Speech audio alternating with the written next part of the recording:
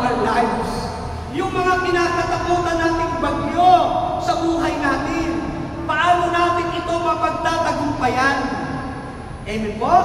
At kung papansin ninyo, hinayaan lang ni Jesus na yung mga alagad ang siyang unang humarap sa bagyo, sa malakas na hangin.